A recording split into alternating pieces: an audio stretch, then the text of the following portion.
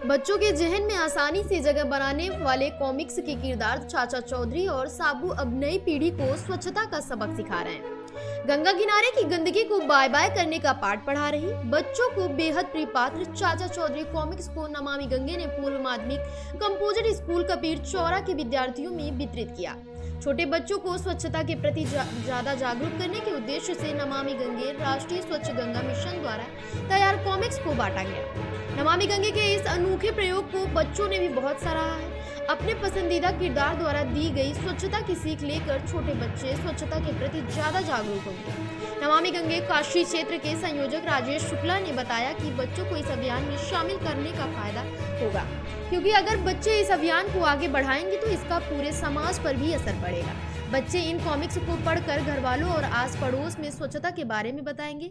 कहा कि नदियों का संरक्षण और जल स्रोतों की सुरक्षा का भाव हमेशा से भारतीय संस्कृति का अभिन्न अंग रहा है।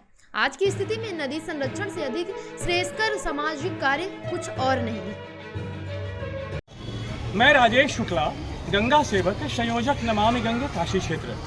आज हमने राष्ट्रीय स्वच्छ गंगा मिशन भारत सरकार जल शक्ति मंत्रालय द्वारा चाचा चौधरी जो कि गंगा की बात कर रहे हैं कॉमिक्स को आज यहाँ कबीर चौरा जो कि कंपोजिट विद्यालय है वहाँ छात्र छात्राओं में वितरित करके उनको स्वच्छता का संदेश दिया है।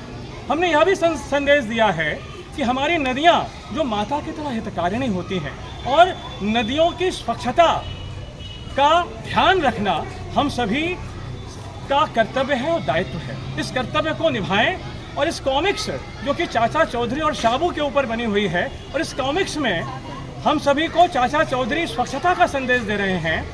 गंगा नदी और उनकी अन्य सहायक नदियों में रहने वाले जीव जंतुओं के संरक्षण का संदेश दे रहे हैं। गंगा किनारे की स्वच्छता को बनाए रखने का संदेश दे रहे हैं।